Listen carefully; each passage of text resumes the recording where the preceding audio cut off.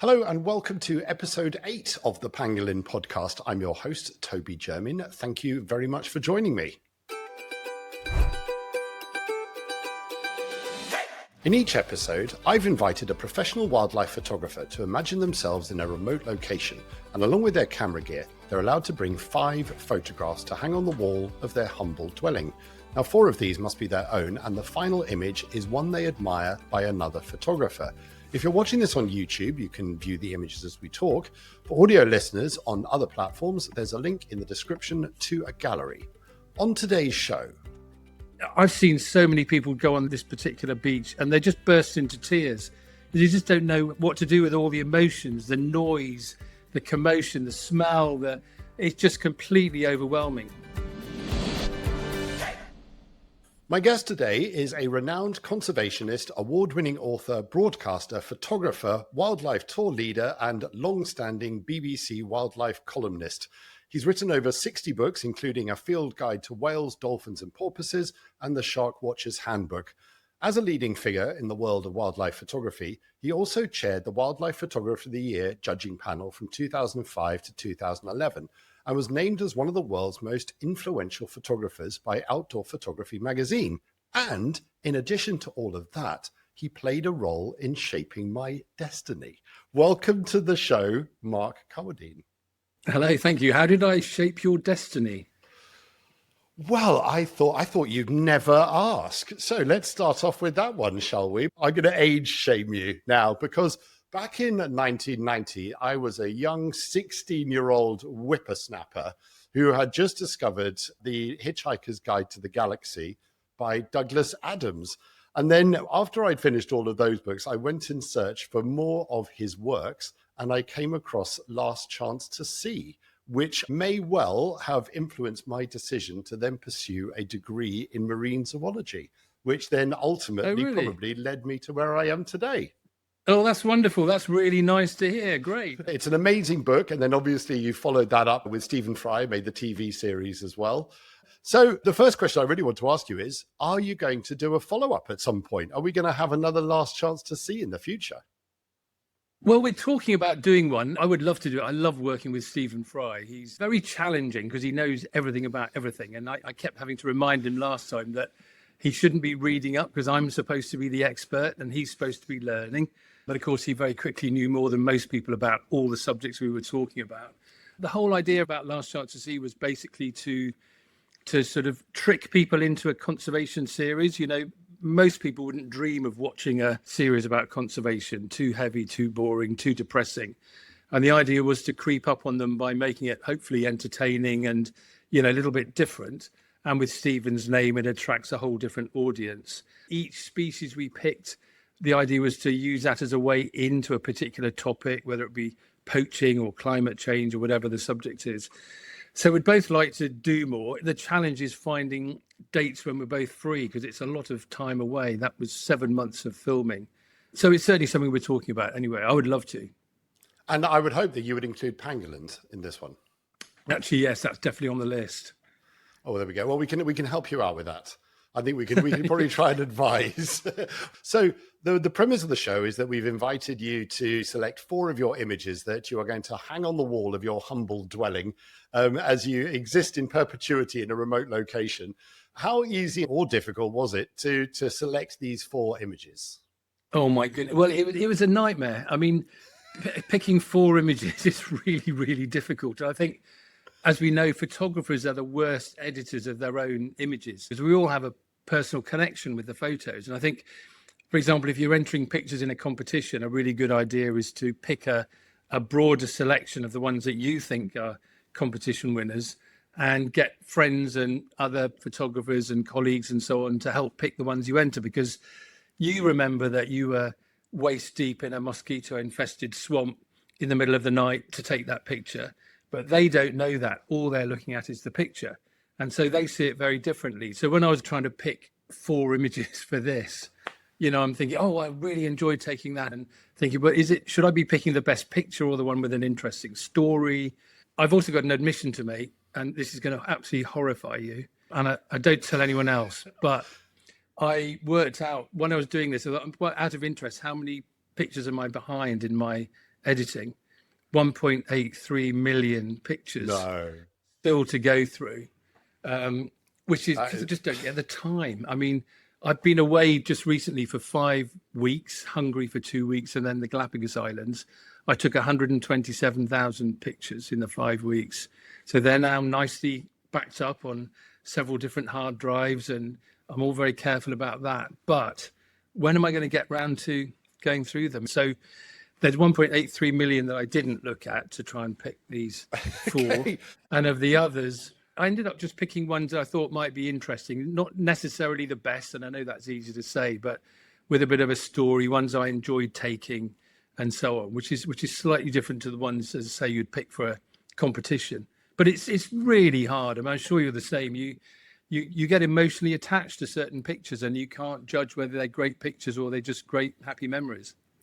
That's so true. I mean, I'm hoping that with the advances of AI, there must be a way that you could just slot your memory card in and just go, can you please just narrow this down to maybe 100 images, and then you come back half an hour later and it's all done. Wouldn't that be lovely? People say, well, why don't you get some fantastic photography students out there who would be brilliant at doing it, but no judgment on them. I wouldn't trust anybody else to go through, because they mean a lot. And, I might have some particular take on a subject that anyone looking at it anew wouldn't realize. And certainly at the moment, I wouldn't trust AI with a barge pole going through all those 1.83 million. But then maybe that's better than not going through them at all. Or not going through them till I've retired. I don't know. Until somebody finds them in an archaeological dig and just finds a hard drive somewhere. I wonder what this is. Oh, no, that's so depressing. That's probably what will happen. Oh, no. I'll start on them this weekend, I promise. I think, yes, exactly. Just 100,000 a day. You'll be fine. Yeah. You'll be done in a couple of weeks. Done in a couple of weeks, yeah.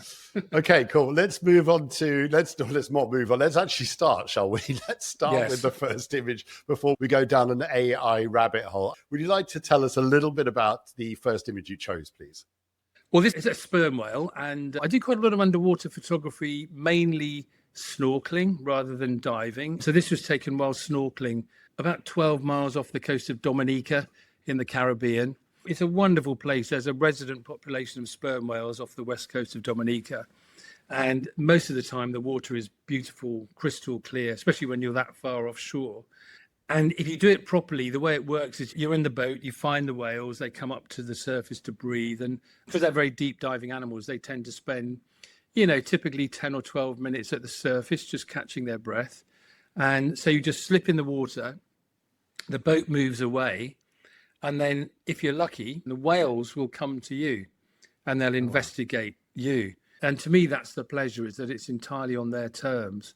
And so you have wonderful opportunity to take pictures of them. The challenge is getting other people out of the picture and other whales out of the picture. So the reason I picked this is it's got beautiful sun rays. I'm looking down at it, sun shining on it. You can see the whole whale. If you're photographing whales from a boat, of course, it's very difficult to shoot the whole animal. It's either using a drone or a plane or getting in the water with them to see everything.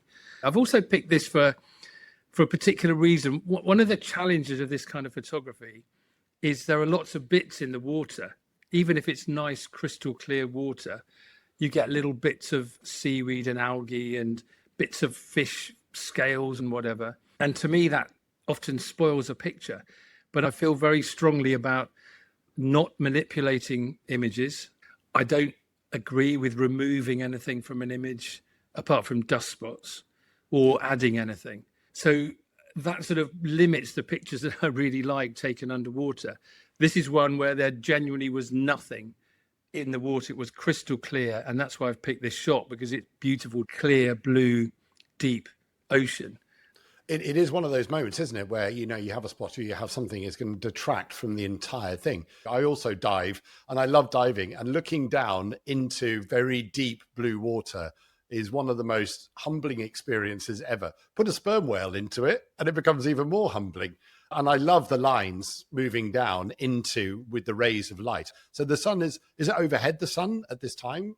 It was a very bright, sunny day. It was mid-morning, and it wouldn't have been great photographing the whales at the surface, just too harsh and contrasty.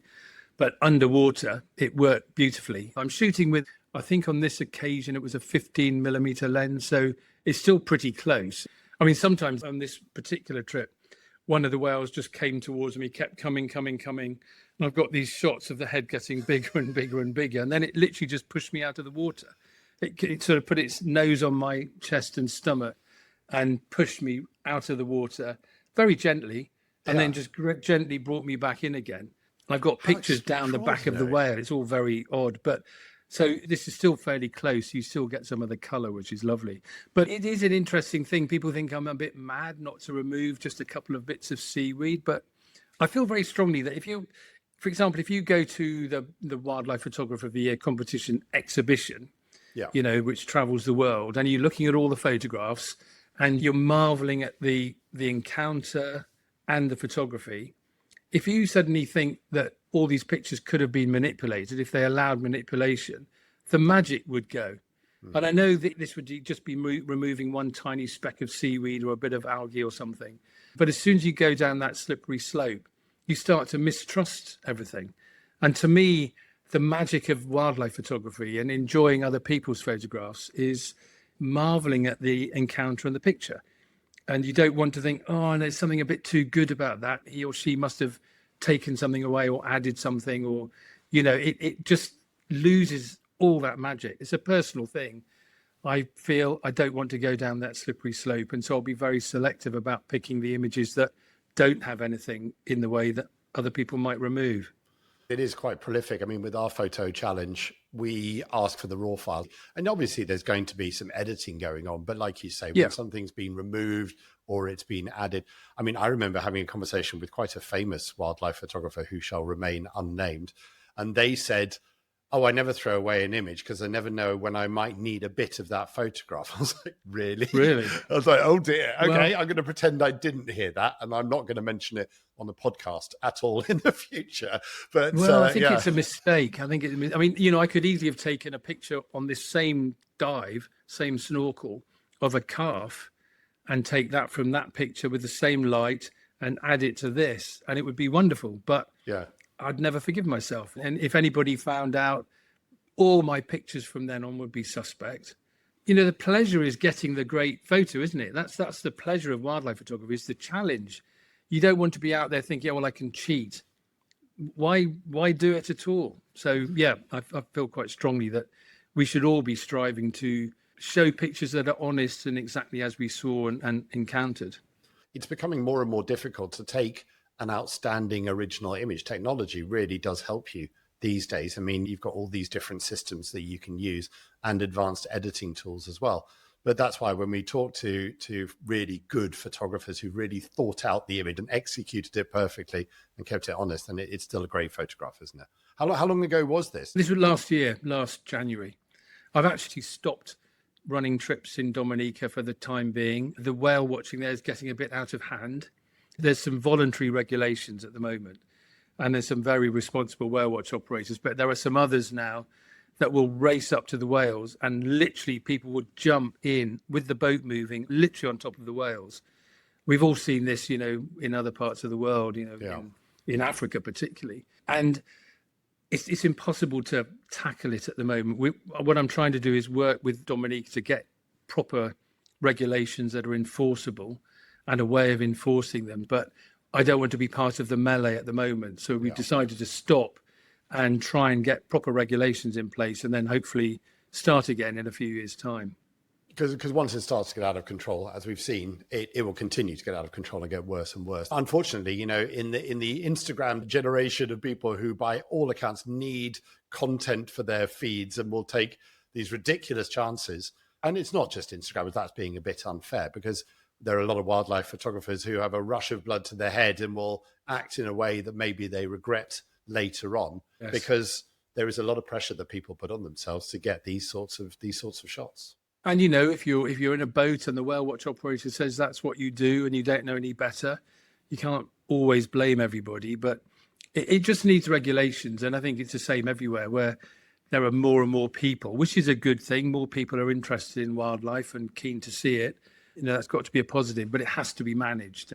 Well, exactly. If they want it to be sustainable for their country as well, it has to be, because otherwise you get a bad reputation. Yeah. Okay, brilliant. It's Great start. Really lovely image to start off with. So thank you. on. Let's move on to your second image, which is polar opposite, if you excuse the pun. But okay, tell us about this image, please, Mark. So this is a photograph in my back garden of a blackbird on a wet branch, and the blackbird's looking a bit wet and soggy, and there's rain, slow shutter speed raindrops behind, just a wall of rain behind it. It's not one of my greatest images, but it's from a lovely project. So during lockdown, everyone's stuck at home, and I was looking for a project to do, and actually started photographing garden birds, which I'd actually ridiculously never done before. I sort of got into this quite seriously during lockdown, had a lot of time to play with, and started experimenting with different setups. And in the end, came up with an idea for doing a book on how to photograph garden birds, which became an RSPB book published a couple of years ago. And so that gave me real purpose. I'm a great believer in great photography is less about the subject than about how you take the photograph. You know, you can have a Javan rhino, which has hardly ever been photographed before, but it doesn't necessarily make it a great photograph. But you can have a robin or a blackbird, and if you use the light and interesting composition and nice background and so on, you can make a much more interesting photo than just a boring old portrait of a Javan rhino. So I really genuinely believe it's not the subject. You know, judging photo competitions, as you have many times over many years, you tend to see thousands of tigers and polar bears and lions, and they've got to be really exceptional to stand out and stand a chance of winning. But if you are looking at all these pictures and there's suddenly a stunning picture of a house sparrow, how often do you see that? It jumps out. So I think the other great thing about garden bird photography is, of course, that you've got the ready-made subjects right close to home. They're fairly, I was going to use the word tame, but they're used to you coming out and walking the dog or playing football or putting the washing out or whatever you do in your garden. So they're used to you moving around. And the great thing is they're very adaptable. So they will let you move a perch or change a location, and within a few minutes, they'll be there feeding again. So they make perfect subjects. And of course, you don't need to fly anywhere. You don't need rental cars or hotels, so it's wonderful. So this particular shot, I was just experimenting with shooting in bad weather. One of the great things about living in England is during the winter, you get a lot of bad weather.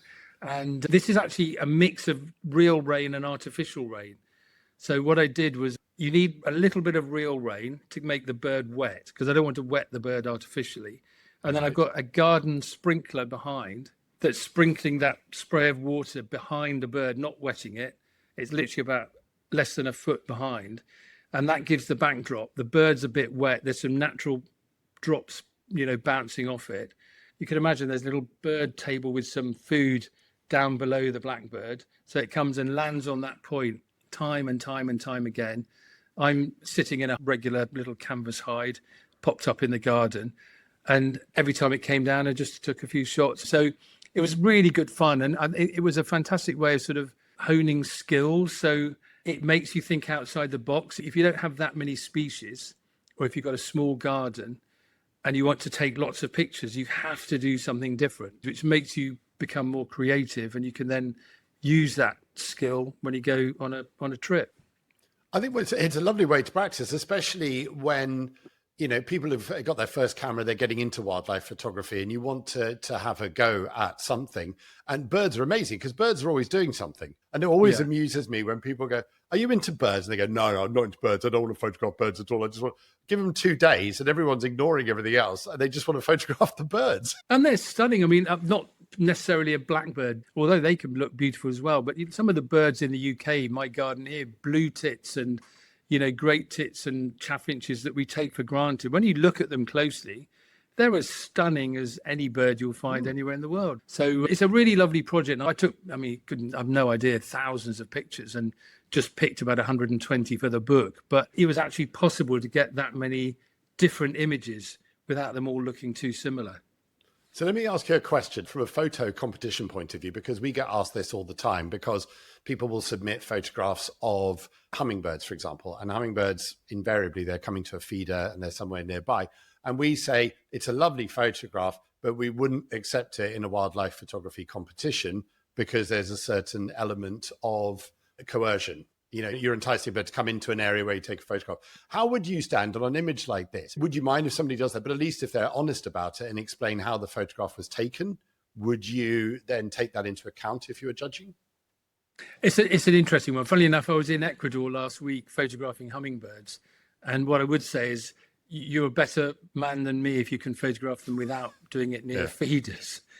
I think it's a big grey area, and it depends on the competition. Different competitions have different rules, of course. My personal view is you should absolutely draw the line at live bait.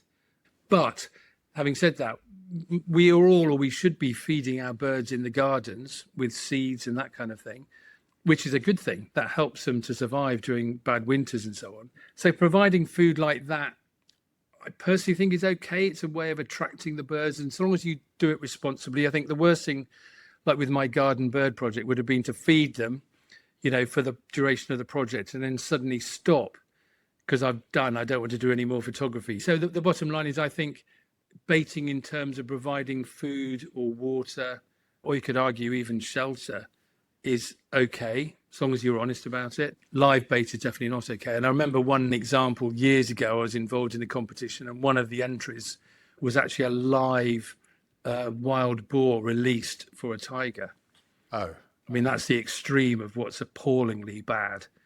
But, I think for a competition, bait in terms of just bird seed and so on is completely fine. And hummingbirds, I take your point completely, but there'd be very few good hummingbird pictures out there without doing it around feeders. Oh, see, that's what would make it so much more special, though, wouldn't it? It would. Oh, yeah, you're right. Yeah, totally. Yeah, well, good luck with that. I mean, look, with technology advancing, you've got, hummingbird animal eye tracking now. I'm sure it's going to get easier, isn't it? But I think you have to be honest. That's the main thing, is if you can be honest about it and let the judges make a decision based on the information provided. It's a difficult one because, for example, in Scandinavia, they're baiting the bears. You go and do bear photography from the hides, and they're there because of bait. I think there's a grey area. And there's always a balance. It's like ecotourism in general is always a compromise. It's good to encourage people to see wildlife, and much wildlife wouldn't be there at all without wildlife photographers and ecotourists. There'd just be no reason to protect the wildlife. And if that means a bit of baiting, responsible baiting, I think there's an argument for it in certain circumstances. But it's a complicated one. There's no easy answer. It's a minefield. Whenever I talk about it, people say, well, what about water holes? But I'm not going to go into that. Right. I think we've done enough baiting chat now. Okay. So we're going to take a quick break. And then when we come back, we're going to have a look at your third image. Welcome back to the Pangolin Podcast with my guest today, Mark Carwardine, and we are now on to his third image. Mark, would you like to describe what's happening in this image, please? Well, this is a half and half shot, half in the water and half out of the water, of a friendly grey whale coming up and associating with a girl on a boat. And this was taken in one of my favourite places on the planet, Baja, California in Mexico, and to be specific, San Ignacio Lagoon in Baja. This is a big lagoon where lots of grey whales gather every winter to mate and calve. And over more than 50 years, the whales have become increasingly friendly. This is another slight controversy. The whales come to the small boats. We go out in little boats with typically 8 or 10 people, and they will come and nudge the boats and lift their heads out, waiting to be scratched and tickled. And I know everyone's going, oh, no, you shouldn't touch wildlife. And yes, I agree, you shouldn't. But we've done experiments. I've been going there for 30 years. I mean, every year. I know many of the whales personally. And you go out in 2 boats, and one boatload of people will scratch and tickle the whales. And one boatload of people is hard, but will sit on their hands and not do anything. And the whales spend all their time with the boatload that are scratching and tickling. And they'll avoid the one that's ignoring them. And they absolutely get pleasure out of it. And I've seen many times female grey whales push their young calves that are quite nervous, push them out of the water up to the boats to be scratched and tickled, to teach the calf that this is good fun and this is what it's okay to do. And so amazing. I think it's maybe the only exception where I really believe it's okay to scratch and tickle them and then touch them. There's been no evidence of any problem or issue or transfer of any germs or anything. And the whales, I genuinely believe, get as much out of it as the people. So this shot, I was actually in the boat with this girl. It looks like I'm in the water, but what I'm doing is I've got my camera in underwater housing, as you would for diving, and I'm literally just leaning out over the side of the boat, and I'm just firing blindly, moving it around in lots of different directions, hoping one shot is going to work. And this one I think does, because you can see the eye of the whale, you can see the mouth under the eye, and you can see the girl quite clearly. And the question is, who's watching whom? That's what I like about the picture is, the whale's there playing with the girl's there playing with the whale. And it seems 50-50 to me. It's a lovely moment, and I really like the story behind it. I am convinced there are some animals in the world who enjoy that sort of human interaction. Look, we all have pets, and they all enjoy the human interaction, don't they, as well? I wanted to ask you, you mentioned earlier on, obviously, you photograph underwater when you're snorkeling, but you also dive. Do the animals behave differently if you're diving or snorkeling? Well, in this particular place in San Ignacio, without a special filming permit, you're not allowed in the water.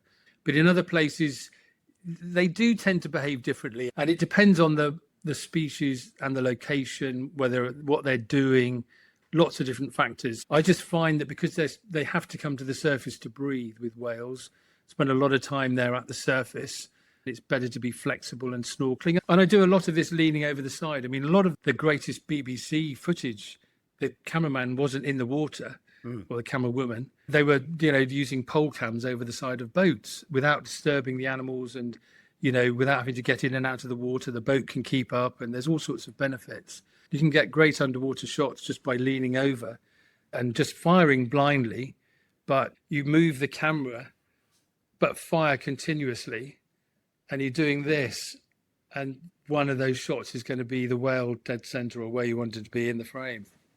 Well, this explains why you've got 1.8 million photographs languishing on a hard drive then, if you're just firing away randomly. Yeah.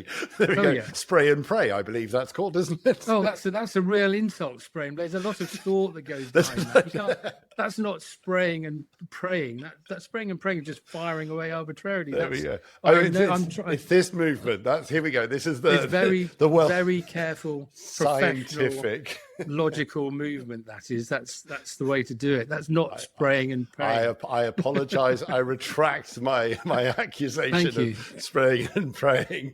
But in the days before digital, this would have been rather an expensive and risky process. I mean, like everybody, everything's changed dramatically. Well, I was actually chairing the Wildlife Photographer of the Year competition during the whole period, the last year of film, and then growing digital, and you could see the standard of photography just grow exponentially. And obviously there are many advantages of shooting digital, one being the immediate feedback. So with this sort of more experimental photography, as far removed from spraying and praying as you can possibly get, you need to get feedback. So I'll shoot, look in the back of the camera, see what's working, what's not working, but also you're just shooting more. So I tend to, joking aside about the, shooting a lot, I tend to not take pictures for long periods of time.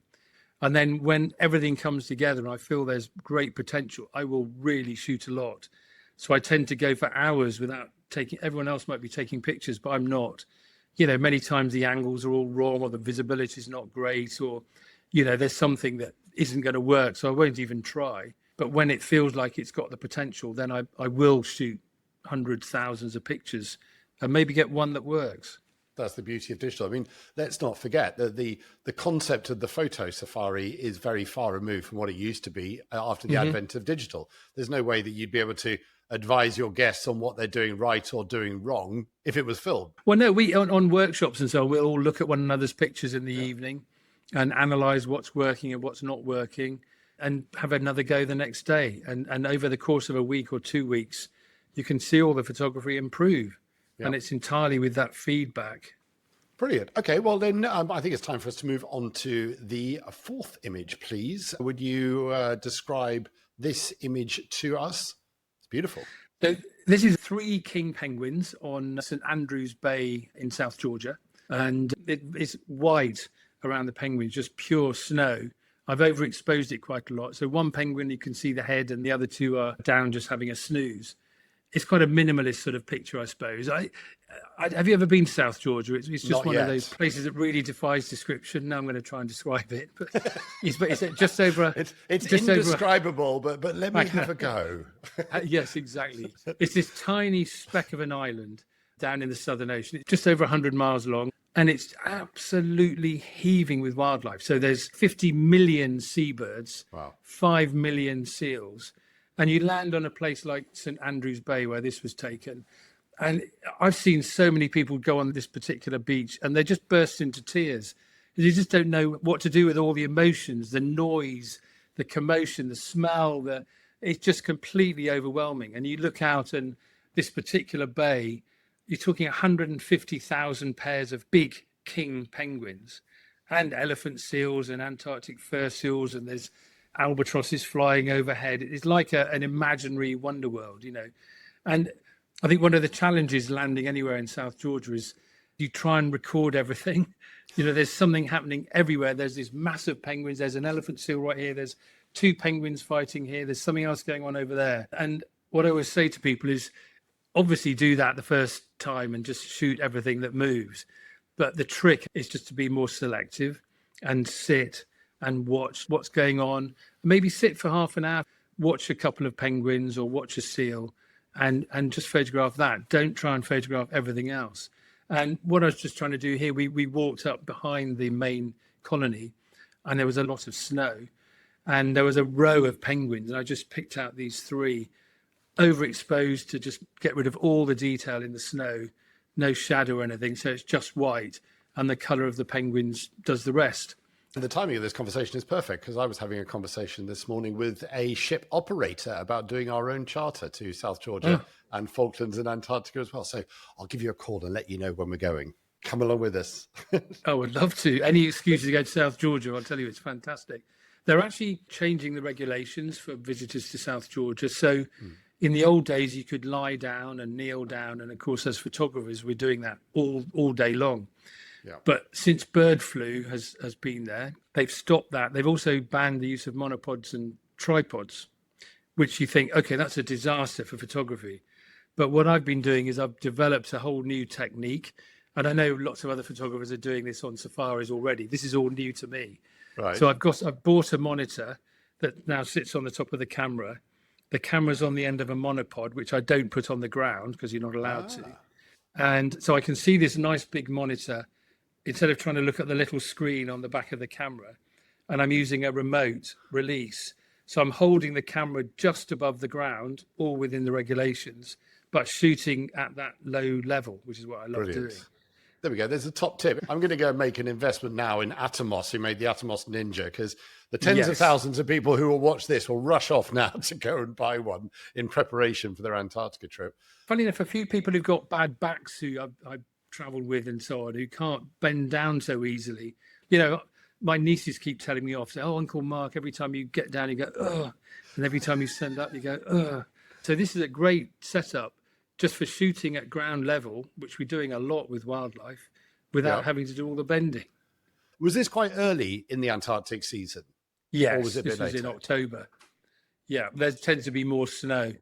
We're looking at early season, late October, early November, roundabout. Yeah, that's my favourite time. That's what we're aiming for. Anyway, before I start pitching a product that I haven't quite developed yet, so sign up here. Well, I'll tell you what, if anyone is interested in coming to Antarctica with us, make sure you sign up for our newsletter. There'll be a link in the description down below. If you've been to Antarctica before or any of the places that Mark has mentioned, please let us know in the comments too. In a minute, we're going to move on to the 5th image, which is a photograph taken by a photographer who you admire, maybe a photograph you wish you'd taken yourself. And we're going to take a short break and we'll come back for that. Okay, welcome back to the last part of the Pangolin Podcast with my guest today, Mark Carwardine. And we are now onto the section where we have asked Mark to share an image taken by another photographer that he admires and perhaps wished he'd taken himself. So, Mark, would you please describe this photograph for us? This is a wonderful photo, and oh my goodness, I'd be so happy if I'd taken it myself, by Steve Winter, who I'm sure everybody will know. He's been a National Geographic photographer for a couple of decades at least, I think, and you'll recognise a lot of his pictures. This is one of the ones I particularly love, of a snow leopard taken in Ladakh in India, and it won the, as it was then, the BBC Wildlife Photographer of the Year competition in 2008. And I was chairing the judging, and I still remember to this day when that picture came up on the screen, first time we saw it, and the gasps and everybody, because in those days there were really no pictures of wild snow leopards. I still think this is one of the best ever taken. It's an interesting shot because the snow leopard is very visible, very clear. It's very far over to the right of the frame, isn't it? And I love the composition. It's quite an edgy composition. So there's snow on the ground, snow in the air, taken at night, it's dark. Normally you'd think all that space on the left of the animal would be dead space, and it's too close to the right. But because there's so much snow, I think it gives a really wonderful sense of place. What's interesting about it is it was taken with a camera trap. And I think in those days that would have been the only possible way to get a picture of a snow leopard, given what we knew then. And it's interesting, people comment about camera traps winning competitions and say, well, it's cheating. You know, you just put the camera out there and you're in the pub drinking a beer and the camera takes the picture and it's so easy. You think, oh my goodness, anything but. So I know, because I talked to Steve when he accepted the award, he was there, if I remember correctly, he was trying to get this picture for 13 months. Right. And he had 45 different locations, something like that, and 14 different cameras. And he was with experts in the field, and he had to know where the snow leopards were likely to be, had to get all the technology right to take a picture that's beautifully exposed and compose it without the animal there. I mean, that is not cheating. That's not easy photography. It's an amazing achievement. The other interesting thing about this is he was using a Canon Rebel camera. And I remember at the time thinking, well, that's only 8 megapixels. We always joke about this, that, you know, people say to photographers, oh, I love your photography, your picture. You must have a really good camera. Like saying to a writer, I loved your book. You must have a really good word processor. It's the same logic. Yeah. But, you know, it just shows an 8 megapixel Canon Rebel basic camera takes a shot like that then is blown up at the Natural History Museum in London and backlit on a fantastic screen. And it just shows you can take stunning shots with almost anything. Yes, like we've said, all this modern camera equipment with pre-capture and eye focusing is wonderful and helps a lot. But it's still down to the photographer. And if you're a great photographer, you can produce stunning pictures with the most basic equipment. And equipment that you're maybe not so attached to as well. That isn't, you're not sitting there with $20,000 worth of camera gear, leaving it out on the mountainside or up a tree somewhere. Absolutely. That's a good reason to use a cheaper camera. If you're doing camera trapping like that, then you got to be prepared to lose a few. But it's the thought process that goes into it that is staggering. Like you say, it's the composition, it's the preparedness, it's the bushcraft, it's the vision as to how you want the image to come out. I don't know if this was very deliberate to leave a lot of space on the left. And the luck is that it was snowing, because that also looks like stars. It looks like a constellation. So we'll have to get him on the show and we're going to ask him if this composition, was he hoping that the snow leopard was going to be on the left? I think it works. If there was one with the leopard before, it wouldn't be quite such a strong composition. It's funny, isn't it, with composition? It's quite subjective. One thing I used to love going around the exhibition when I was judging the exhibition in London, listening to people's comments, and they'd inevitably saying, oh, the judges are useless, they've got no idea, this should have won, that shouldn't win, and so on. So it just reminded me, it is very subjective and you can't take yourself too seriously. Was there a heated debate amongst the judging panel when this came out? I mean, firstly, when you saw the image, did you know it was camera trap? We didn't know when we first saw the image. We did know before we made the decision, because we asked for more information, and it was unanimous. I mean, some years, and I won't name which years, there's great debate and nobody agreed. We had to do it by voting. Other years it's unanimous. And this was one that there was just an audible gasp amongst all the judges when they first saw this. It was new, you know, it's all about originality. Nobody could say, oh, I've seen that before, because they hadn't. It's the wow factor. Imagine the pleasure of looking in the back of the camera and just flicking through, seeing if you got it and think, oh my God, and seeing that one on the back of the camera, you'd be dancing around the room, wouldn't you? Exactly, especially after 13 months of like, oh. Yes, exactly. Not again. I mean, at that point, you're going to get to the point, the budget's running out, you've got to go home at some point, and then they're going to say, well, what exactly were you doing in the Himalayas for 13 months? Where do you draw the line? It's really difficult to know how long you give it. Where do you stop?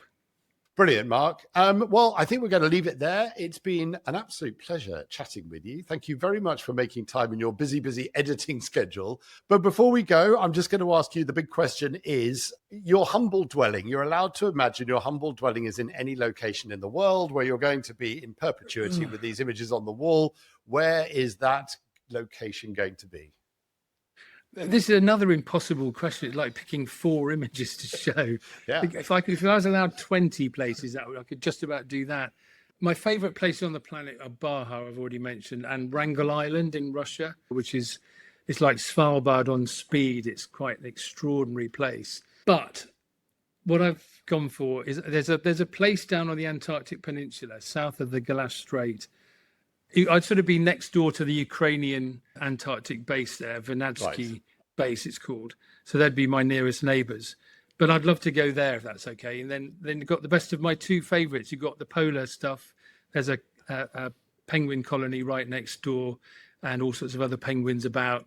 And there are whales swimming right in front. So I'd be in 7th heaven. There we go. So we'll allow you a very well insulated, humble dwelling then. It might be humble, but it's going to be warm. So, Mark, thank you so much for joining me on the show today. It's been an absolute pleasure and a bit of an honour to have you on the show. So thank you very much for Thank everything. you. It's been great chatting. Really enjoyed it. Thanks very much. Thank you for listening to episode 8 of the Pangolin Podcast. We hope you enjoyed it. As always, we'd love to hear your comments and feedback, so please leave them in the comments down below. If you don't want to miss another episode or any of our other wildlife photography videos, please make sure you subscribe to the channel and turn on notifications. Finally, don't forget to sign up for the Pangolin Photo Safari's Friday Focus newsletter. You can do that by heading over to pangolinphoto.com, or you can scan the QR code on your screen now. I look forward to seeing you on a Pangolin Photo Safari soon, and all that's left for me to say is that the Pangolin Podcast was hosted by me, Toby Jermyn, and produced and edited by Bella Falk. Thank you.